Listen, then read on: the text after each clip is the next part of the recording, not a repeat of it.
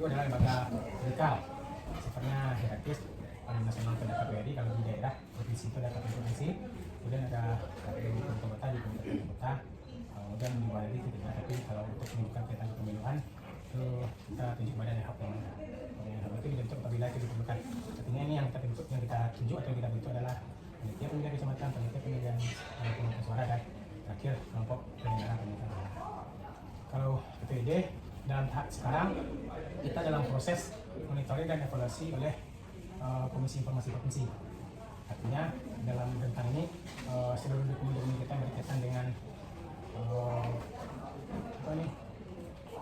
tentang informasi publik yang berkaitan dengan KPU itu sebenarnya kita dimonitor oleh Komisi Informasi, atau artinya lebih kasarnya kita bilang diuji oleh IKI dengan kategori badan publik vertikal.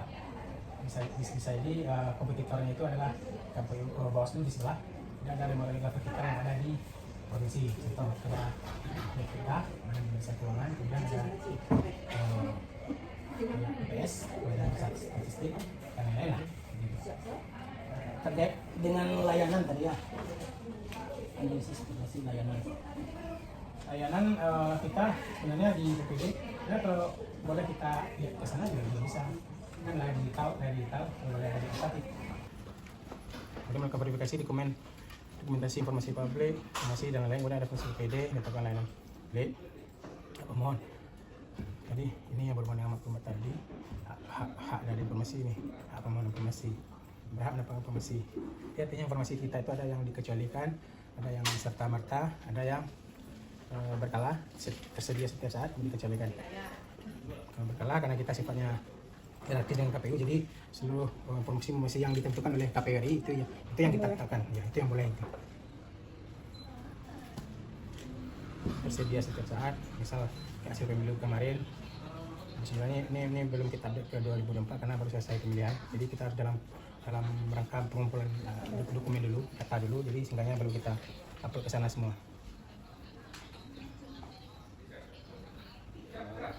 Pertama berkaitan dengan laporan layanan publik hasil pilkada kemarin. Serta merta itu sifatnya kayak gimana? Serta merta.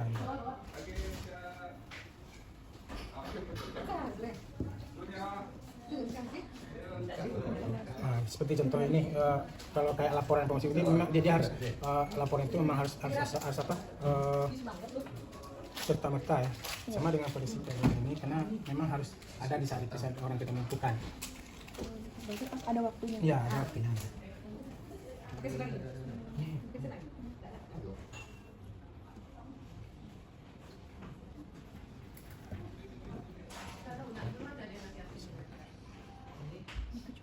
Kecuali ini ada informasi yang tidak bisa diberikan ke publik. Contoh misal kalau kayak di pencalonan ribut sekarang ke presiden, kayak soal hasil kesehatan itu tidak bisa dipublish ke publik. Ya. Kalau kayak dokumen misal dia dicalonkan dari pengusulan partai politik, dia kan diusulkan dari partai politik, itu boleh didapat. Kayak sebenarnya kayak hal yang berkaitan dengan privasi dari bersangkutan itu tidak boleh dipublish. Itu makanya namanya dikecualikan. Ada beberapa yang kita masukkan sebagai bahan pengecualian, misal persyaratan pencalonan sesuai dengan prosedur pengamatan pencalonan pilkada. Dia hal yang berhubungan dengan pribadi nih yang dicalon, kemudian 32 ini 2016 yang lama nih. Informasi kecualian. Kalau kita buka misal satu itu ada yang ini 2015 kemarin. Apa itu contohnya misal dikecualikan. Nanti menyangkut dengan nama-nama dan B1, berarti dalam formulir pencalonan nama orang di situ itu termasuk ke dalam jabatan publik yang dia emban. Jadi tidak lah, sifatnya pribadi gitu. Berarti TPID ini tinggalnya kayak apa data yang diperoleh, yang dirangkumnya, terus nanti ada yang disampaikan ke publik, ada yang disimplifikasi. Ya, sifatnya ada yang dikecualikan, ada yang tidak dikecualikan. Dikecualikan itu kayak tadi lah, yang sifatnya pribadi, ya menyangkut orang. Misalnya kayak Izada sebenarnya pribadi. Dia yang mereka memang cermat lah mencari itu kan. Kalau mau cari celah orang ya harus dicari. Itu masalah terkait yang politik kemarin kan yang di DPR yang DPD PSU. Iya. Yang PSU DPD ya. Kenapa bisa ulang Pak? Kan seharusnya kan sebelum ini kan katanya KPU ada track record. Ya, kalau urusannya pencalonan DPD itu bisa, cuma pengumpulan syarat dukungan DPD itu di provinsi masing-masing. Saat di Sumatera Barat ini untuk bisa mencalonkan diri dari calon DPD kalau masalahnya istilahnya di 3.000 KTP, 3.000 KTP di formulir BB1 tadi itu dikumpulkan di situ. Kemudian kita udah pribadi ya, kita ada calon Remang Suara. Remang Suara itu dia kan terpidana kasus suap. Kalau tidak salah, kalau nggak salah ya, dia itu divonis 3 tahun, 3 tahun, sementara ancaman pidana itu 5 tahun. Kemudian hakim memutus di 3 tahun, dan dia menjalani masa hukuman itu tidak sampai 3 tahun. MK beranggapan dia harus mengumumkan bahwasanya dia tidak melakukan tindak pidana. Sementara di syarat misalkan dia itu bisa kan 5 tahun aja. Nah, tapi MK berbeda berapa di situ. Dan meskipun dia berapapun hukumannya, dia tetap harus mengumumkan ke publik kalau dia bukan tindak pidana. Jadi makanya ada usulan cari bicara. Saya nggak tahu lah prosesnya. Makanya diperlukan putusan MK itu biasanya PSU pertama kali setelah lagi, cuma itu saya tulis beritanya itu di dalam topik itu di website kami setelah di 5.000-an sampai 10.000 yang baca PSU Sumatera pertama di Sumatera Barat, pertama kali sejak pemilu 2024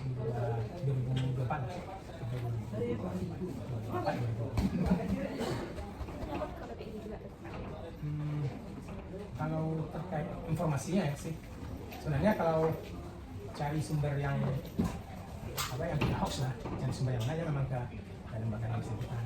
Cuma tadi kan itu berkaitan dengan putusan pengadilan. Kalau putusan pengadilan ya kalau terkait sanksi itu kan bisa PSU kan informasi yang seperti itu kan katanya kan bisa jadi ke lembaga yang bersangkutan atau ke sumber lain lah. Terus Saat ini itu udah berapa lama terjadi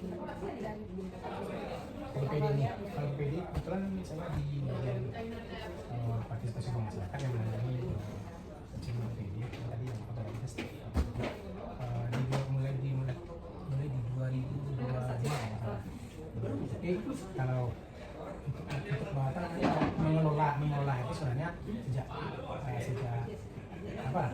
sejak undang-undang informasi keterbukaan publik 14 tahun 2008 itu sudah diletakkan dari sana. Jadi setiap tidak hanya PPU, setiap lembaga semacam mesti harus punya PID.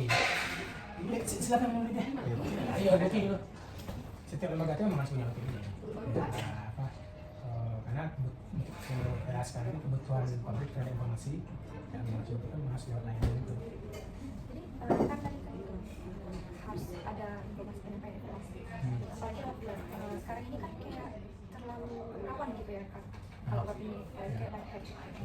Jadi gimana caranya KPU sendiri menangani keamanan? Kalau secara vertikal ya kita memang di KPU karena server domain itu jadi konteknya dari pusdatin namanya, pusat data dan informasi. Jadi kalau ada apa-apa kita koordinasinya ke pusat. Kalau PPID ini ada kaitannya nggak sama Siapda atau juga? Berbeda itu terkait Siapda itu sistem informasi badan pihak namanya. Tidak hanya setelah di KPU itu banyak sistem informasi lain misal berhubungan dengan perjalanan namanya SIM informasi perjalanan kan namanya sistem informasi otomatik verifikasi otomatik SIPOL. Kemudian ada SINDAKAM sistem informasi dan kampanye, dan dengan isi mereka sistem informasi atau informasi ada di tertinggi ada data ini sedangkan informasi masing-masing basisnya itu per tahapan pemilu. Tahapan pemilu itu kan ada 11 misalnya pencalonan ada usulnya di pokoknya ada di sidakannya dan data ini ada dari itu masing-masing masih ada lah punya sistem informasi dari domain itu dipegang oleh semua. Kita yang di daerah provinsi Kalimantan itu cuma user aja di bawah. Kan layanannya di daerah. Kalau misalnya selain daerah ada nggak? Atau memang dari Bisa kantor? datang langsung datang langsung, nanti dia ini sama petugas, dan langsung ke petugas. Kayak ini datang langsung nih. Ini misal ini perlu datanya, sudah bisa kita kasihkan, boleh hard copy. Sudah ini kan dari tahun 2022 ya, jadi sudah 3 tahun. Udah banyak nggak Pak yang akses yang layanan ini? Biasanya itu kita rekap di buku register permohonan informasi namanya. Saya juga kurang paham berapa gimana, itu biasanya direkam oleh rekor yang PPD. Di 2022 itu ada namanya layanan informasi publik sekitar 40-50 lah. Yang pasti informasi yang minta itu yang memang poin-poinnya tertentu saja. Artinya misalnya contoh terkait dengan KTP, dan terkait dengan surat bantuan parpol, yang terkait dengan caleg, terkait dengan calon terpilih misalnya.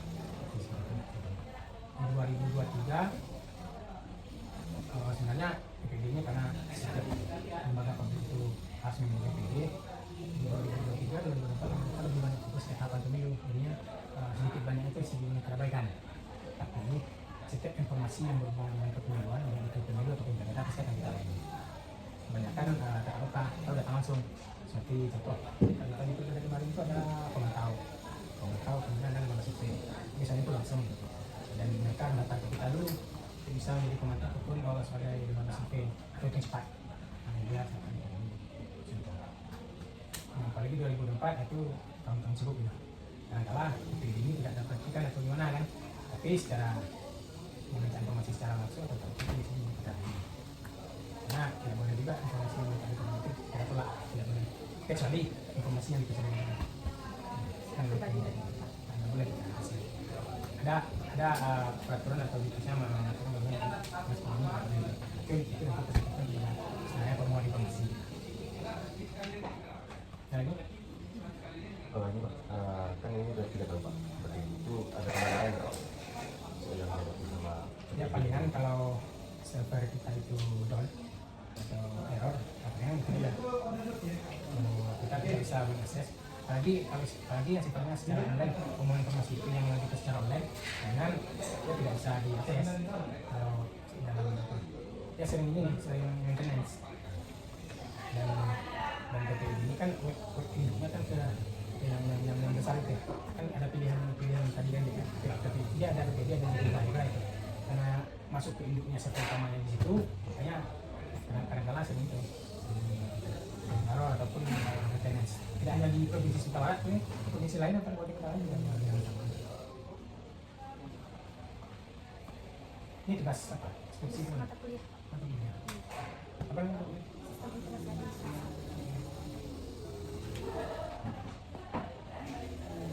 Itu apa lagi?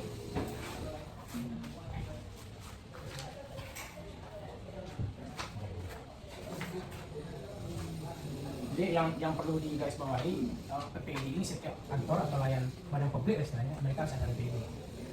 Harus ada PPD.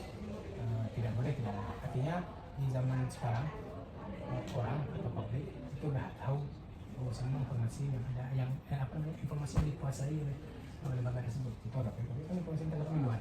Nah, tentang pemiluan itulah yang publik rasanya butuh dengan informasi tersebut.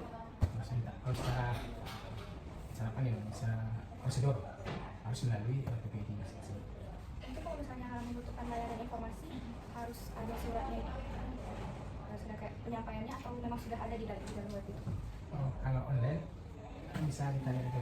Isi aja ini. Isi nama pemohonnya, KTP, emailnya, pendidikannya apa, alamat pemohonnya, nomor teleponnya, pekerjaannya apa, kemudian identitas yang dimasukkan itu apa, misalnya KTP atau SIM, dan nomor itunya, nomor identitasnya. Dan informasi yang dibutuhkan itu seperti apa, tulis rinciannya di sini, kemudian tujuannya untuk apa, cara memperolehnya kan ini via kayak kita misalnya mintanya kita perlunya soft copy ya, diklik soft copy, cara memperolehnya kita maunya seperti apa, kirim via email aja misal, klik email, kemudian informasi lainnya seperti apa, informasinya tercetak atau yang terkirim, nanti upload dokumen ini kan berbentuk apa nanti, PDF dia nanti, simpan, nanti akan terbaca, akan masuk ke operatornya PPD. Nanti informasinya dari ya historinya kan kelihatan di tanggal berapa, di jam berapa, itu kelihatan sama itu. Langsung terregistrasi ke buku register ya, secara online. Nah, nanti biasanya kan di proses itu kan dalam paling lama itu dalam rentang 7 hari. Tuh, setiap hari operator ini standby ya. Nah, dia kan ada notisnya nanti buat Jadi data yang dibutuhkan itu nggak berupa kayak statistik atau ya, semuanya bisa dalam apapun bentuk datanya bisa aja apa kan. Selain Ya kan? data surat juga Ya, gitu. ya.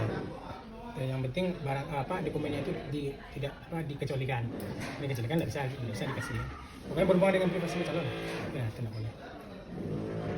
Itu cara perolehan informasi secara kalau cara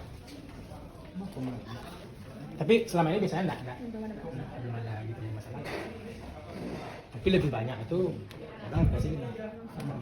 Dan sebenarnya kita lebih mengarahkan ke online karena lebih gampang. Misalkan server nyaman kita Oke, seperti itu perolehan informasi. Kemudian kita di sini ada 8 sub perencanaan, sub data informasi, dengan data pemilih, data informasi BPK semacam. Sekarang kan proses akan nanti ada lagi tahapan kedua. Sekarang proses itu data pemilih lanjut setiap 3 bulan sekali data pemilih dipartirkan. Karena setiap hari itu pasti ada orang yang tentara atau polisi, dia memilih kalau tentara polisi, kalau status masih tentara dan polisi, tidak bisa memilih. Tahu dah. Jadi kalau dia udah pensiun selesai, dia urus statusnya ke pemilih pemula. Pemula nggak anak muda ya kan? Dia ada pemilih pemula dan pemilih muda. Segmentasi pemilih muda, pemilih pemula, kaum adat, perempuan, disabilitas, marginal, komunitas, ada netizen warganet. Dia terkait sama instansi lainnya sama Kalau kita di Capil kita sifatnya data itu data awal dulu. Nah, daftar kependudukan agregat namanya. Jadi data awal itu kan data kependudukan itu kan Capil. Data awal kependudukan itu yang namanya di KPU dimutasikan sambil dulu. Jadi mereka yang berumur 17 atau menikah itu dimutasikan sambil dulu sesuai dengan alamat Indonesia masing-masing. Mana dia berada kan? DP 45 kan kalau dia masuk tahapan pemilu itulah yang dijadikan di DPS dulu daftar pemilih sementara karena akan pasti ada sebelum hari itu orang meninggal, orang berpindah dari sini, kemudian ada orang pindah kerja, ada orang apa lagi anak sekolah yang beralih umur tidak umur ke 17 orang meninggal sama macam apa itu. Nah, itu makanya kalau di dalam tahapan pemilu itu akan lebih gampang yang berjalan cuma di saat tahapan pemilu telah berakhir ketika ada seperti ini namanya daftar pemilih berkelanjutan. Makanya di setiap daerah minimal kalau di kota itu dimutasikan sekali 3 bulan. Kalau PPID sendiri itu ada evaluasinya nggak tiap Ya kita kan PPID ini kan dimonitor oleh Komisi Informasi. Komisi Informasi ini kan melakukan monitoring dan evaluasi namanya dan PPID sekali setahun setiap akhir semester atau masih lupa. Sekarang ini kan dalam proses evaluasi ini dari kita pemerintah siapa yang sifatnya apa namanya kategorinya benar-benar yang mempunyai apa ini lembaga yang mempunyai keterbukaan informasi publik yang paling apalah yang terbaik lah. Gitu. Jadi kita lah oleh MUI tidak apa sih kan maksudnya memang satu lembaga kalau bahasanya kayak itu komisi itu lah badan publik. Jadi ini badan-badan yang informasi itu bisa diakses diperoleh oleh publik. Jadi setiap tahun kita dievaluasi oleh komisi informasi berjenjang. Di pusat ada komisi informasi pusat. Kalau di KPU pusat itu masih sudah 3 kali tahun berturut-turut ada satu ya. Dalam keterbukaan. Kalau provinsi Sumatera Barat terakhir di 2016 angka 1 2016 malah menuju informatif cukup informatif bahasanya seperti itu kan tidak satu tidak kurang informatif cukup informatif menuju tidak informatif gitu itu bahasanya. Jadi sekarang mudah-mudahan sekarang informatif mudah karena seluruh data yang itu kan yang diisikan namanya itu kita ngisi kuesioner isi seluruh data yang berkaitan dengan informasi publik ketentuan informasi publik kita sesuai. Tidak ada data yang meleset.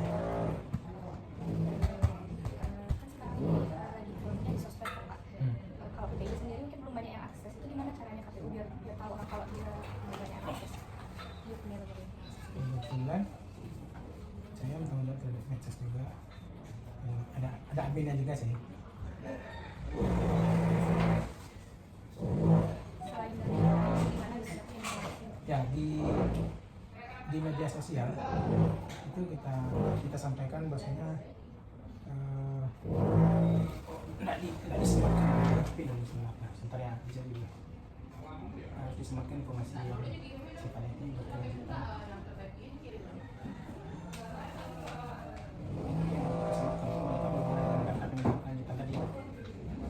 Setiap saat dan hanya di setiap saat ini Bapak Sumbar kalau sempat ambil dulu.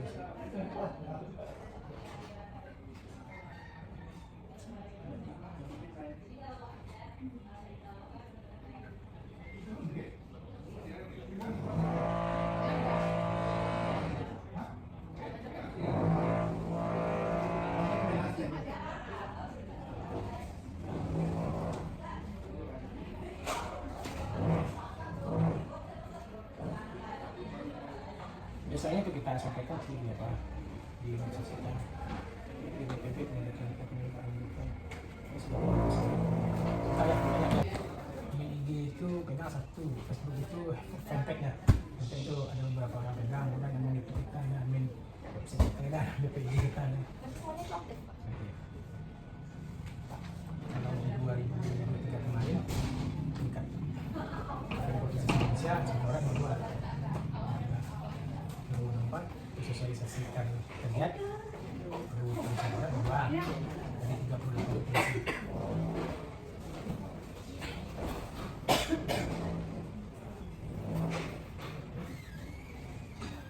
Berarti Itu kedepannya ada rencana pengembangan lagi kalau untuk domain sebenarnya domain itu dipegang oleh Indonesia. Jadi kita sebenarnya di promosi internetnya kan cuma memakai aja user aja. Kalau ada fitur-fitur baru biasanya itu akan merujuk ke peraturan Komisi Informasi karena berhubungan dengan informasi di suatu barang itu pasti relasinya ke Komisi Informasi Data. Enggak sih, kalau lemaganya itu sifatnya hierarkis dia perintah ke bawah. Oh ini kerjakan ini dengan bahasa kasar ini, kerjakan ini ya. Saya bilang instruksinya satu garis lah. Tidak boleh ditentang. Misal contoh, ini kan kita ini kan pusingan ini, warnanya kan merah nih. Seluruh Indonesia ini sama nih. Tidak boleh beda warna. Itu salah satu instruksi. Kan di pusingan kan player itu kan coraknya kan malam. Nggak boleh, berbeda sedikit pun nggak boleh, instruksinya sedikit. Jadi sama, jadi ciri khas KPU dalam postingan media sosialnya gimana? Coba deh, provinsi lain gimana lihat? Anggota lain 514 anggota, 38 provinsi lah. Pasti nggak gitu semua. Karena kalau miskomunikasi atau salah paham itu sampai saat ini tidak tahu lah ke depannya, tapi kita kan namanya lembaga pemerintah pasti surat perintah sendiri.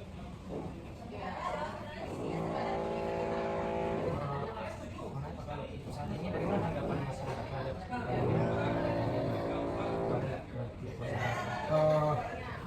di bagian di bagian perencanaan ya, kita itu ada terus setiap 3 bulan sekali kita melakukan kuesioner survei ke masyarakat.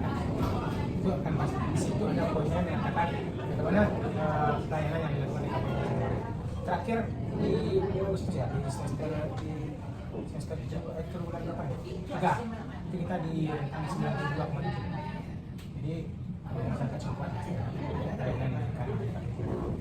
masyarakat lah promosi. Jadi sebenarnya kalau mereka masuk ke sini atau melalui akses di website pasti akan kita layani, tidak kita itulah.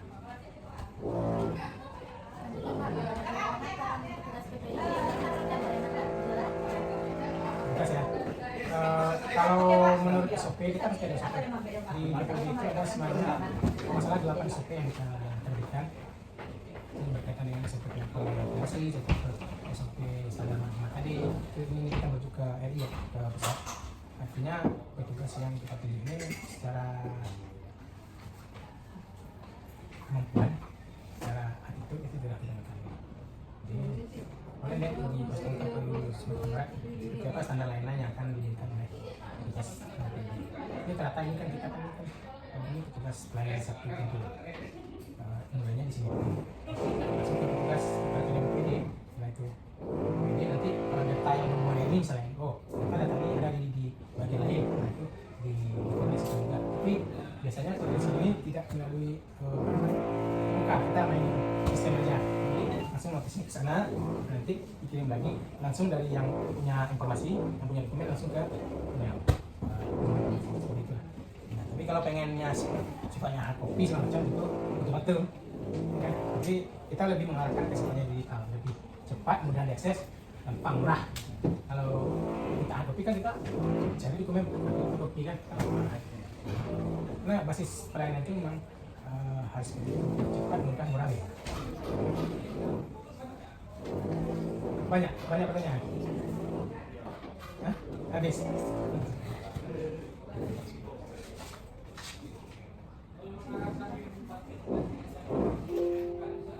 Ketemu sama dia. Nah, ini survei ke pos itu. Sekarang 6 lah, kita lalu lah. 11 September. Berarti harus nilai IKL, indeks kepuasan masyarakat. Nilai luar 2017. Kalau melihat standar layanannya, kepuasan masyarakat, pos tidak kepuasan masyarakat tetap standar layanan. Tapi ini hanya di indeks kepuasan masyarakat. Kalah.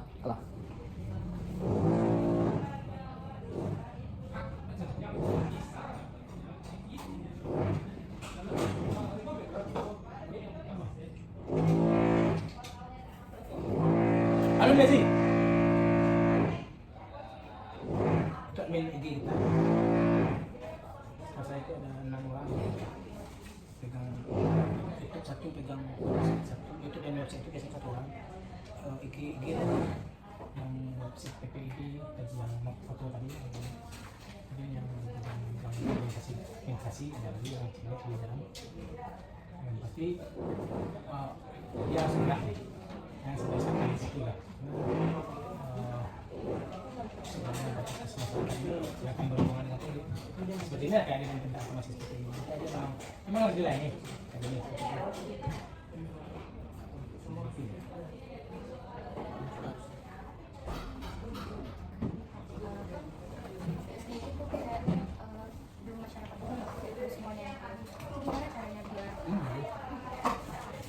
Ini masyarakat sampai biar tahu gitu publik kalau misalnya KPU ini lembaga yang kayak band sama masyarakat dia nggak tahu. Misalnya di kota saya kan ada ini podcast sama di Solo.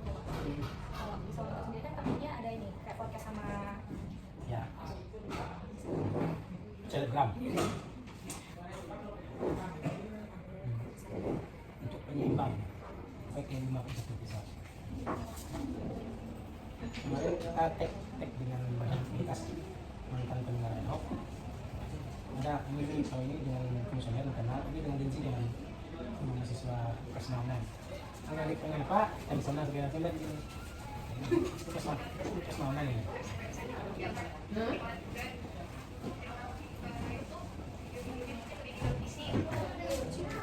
Terus kita baca di Densi kalau lihat banyak pembelajaran lah. Jadi yang sebenarnya ini dengan anggota KPU bersama Indonesia di Psikom Universitas dengan kenal di sini dengan anggota KPU di sini dengan KPU Universitas Daerah ini dengan KPU Pasaman karena Facebook kemarin di Pasaman dengan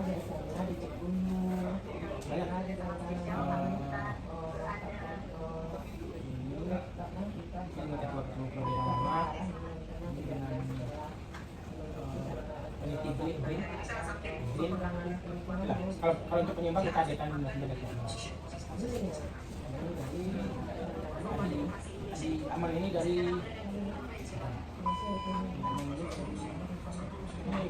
dia sekali dia di tinggal di sana di Aman pokoknya tentang ahli tentang keuangan hotel.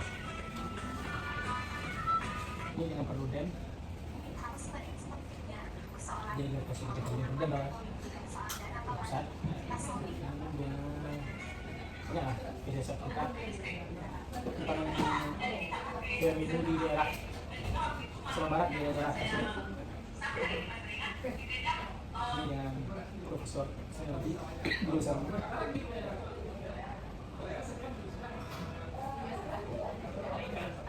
Daerah yang terisolir tadi cara penyampainya bisa tahu masyarakat kayak punya lembaga yang seperti ini Dikunjungi itu tergantung lokasi. untuk supaya lebih efektif. Bahwasanya penyampaian informasi kepemiluan itu memang harus diikuti sosialisasi. Ada namanya sosialisasi muka-muka. Ada sifatnya hari, ada sifatnya itu hibrid, daring dan daring.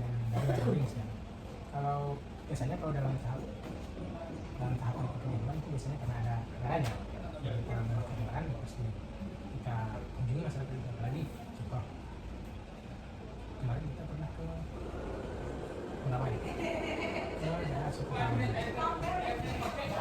saya posting aja lah. Ya, itu kawan buat dokumentasi di Mentawai.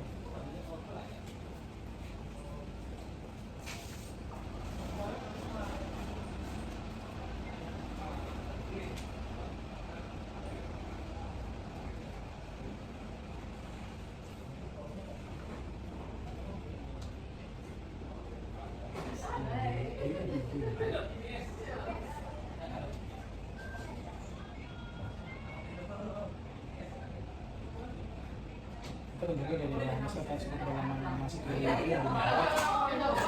kunjungi itu. Kita tidak semua di daerah tersebut kayak tiga itu tidak mempunyai jaringan daerah. Kalau kemarin dari 2020 kita pernah ke daerah Kinali Semarang. Kita kira Kinali itu daerahnya kamera, ternyata kita masuk ke dalam itu daerah apa namanya?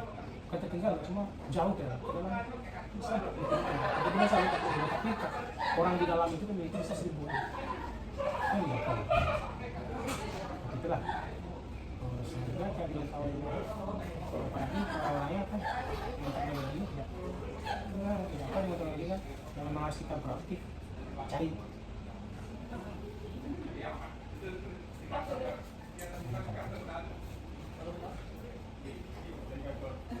Nah, itu kita juga untuk para agensi kita ada sama dengan kota kota yang bisa dihubungi si Nauzul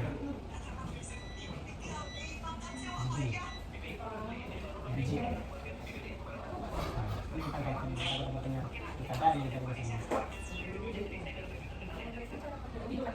Ya seperti itu. Ya itulah salah satu strategi lah.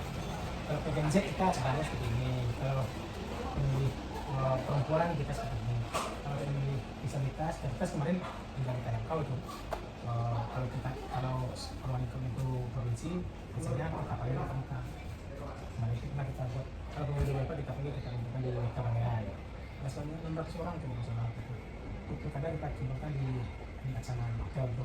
Kenapa mengumpulkan orang itu susah? Kita harus koordinasi dengan persatuan dengan solidaritas saudara. Kita masih dengan mereka lah mengumpulkan kawan-kawan mereka itu bisa dikoordinasikan sosialisasi. Artinya sosialisasi ini kita sampaikan partisipasi bagaimana meningkatkan partisipasi di TPS.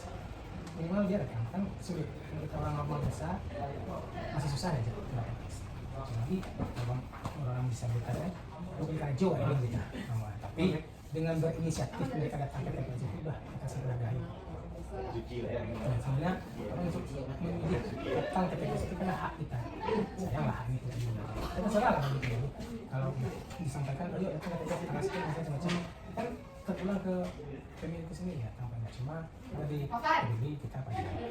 Karena mereka ini kalau nggak kita orang ramai, kalau orang aja dia mau ke TPS, TPS siapa? Ini kerja bisa.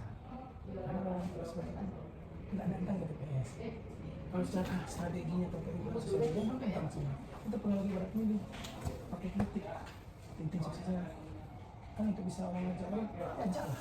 Suruh lah kita datang. Kalau KPU kan independensi, nanti KPU datang ke TPS. Coblos di sana, dah selesai. Nggak ada pilih-pilih itu lah. Walaupun tidak ada kan semua orang misal penyelenggara ini kita bisa kita jamin kan.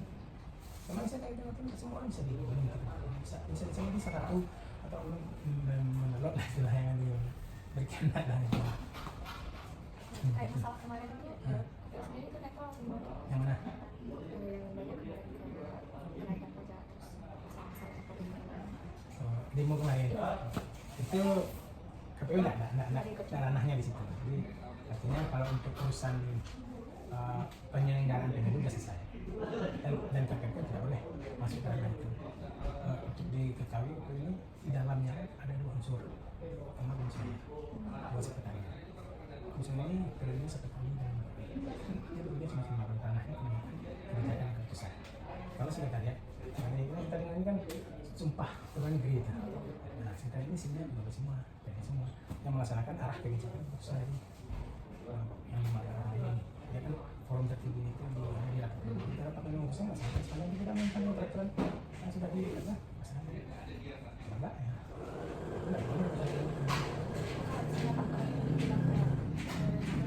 seharusnya pemilu kayak kemarin dia PSU itu kan gimana nih kalau misalnya pemilu kok kayak gini kok bisa kecolongan apanya kecolongan ya dokumen yang bapak seperti apa nih kayak ini kemarin itu kan di PSU kan bakal DPD itu maksudnya itu iya kok bisa kecolongan gitu bukan itu bukan kecolongan itu interpretasi pemahaman masing-masing lembaga.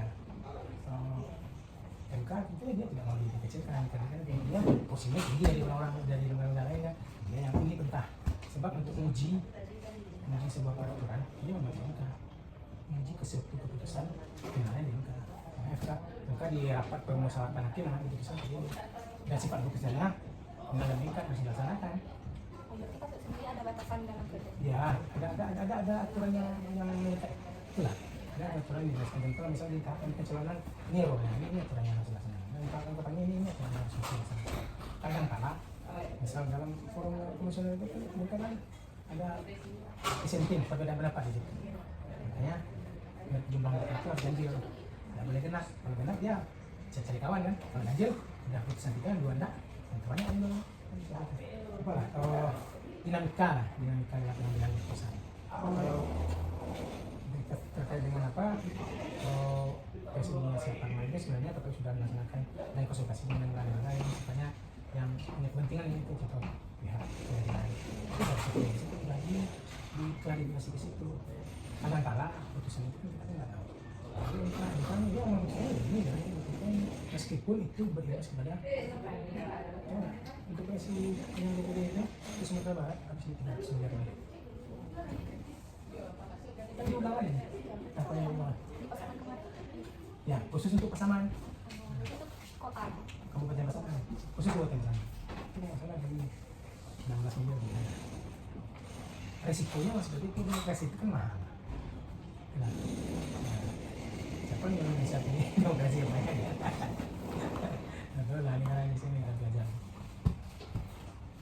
Ya, kalau sisi apanya? Tapi kalau dari sisi positifnya, kalau dia tidak sendirian berkembang, ekonomi kita kan gitu. Contoh apa? Orang pasar mereka. Nah, mau beli pangkalan kecil lah, kan sampai ke masyarakat. Karena diulang lagi kan dari awal. Karena untuk pembiayaan itu kan bersentuhan dengan ekonomi kecil itu. Ada kami sisi positifnya, apa negatifnya banyak, positif banyak, negatifnya banyak. Cuma positif lah kita negatif ya. Karena orang ambil keputusan, ya intinya diapakan lah, dijalankan apa lah. Kalau KPU nggak bisa protes itu, gimana pun kalau ada keputusan sepenuhnya final mereka, misalkan, itu lah, nggak boleh tentang final mereka. Kalau pengen uji lagi lah, itu kan nggak boleh dan jalurnya pun tidak ada. Lagi kira. Ini ada ya ayat buktinya ada lagi.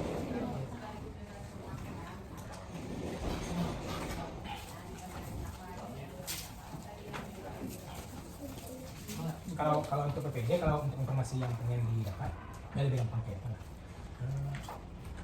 Website langsung.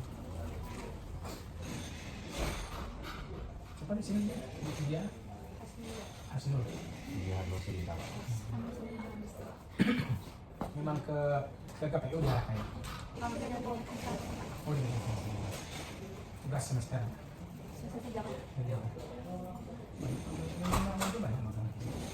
Yang masalah sini bisa. Tapi lebih bagus itu misalnya yang masalah itu bisa kapan ini. Jadi tahu kejadian itu seperti apa. Kalau kayak seperti ini ritmenya landai. Biasa aja. B aja gitu. Dan baik juga saya. apa jalan sistem informasi kita itu jalan itu informasi kemudian tentang kegiatan sosialisasi kegiatan ini seminar sosialisasi ke angka semacam ya misalnya ke satu barat isi sudah Sudah, Pak. Mungkin boleh minta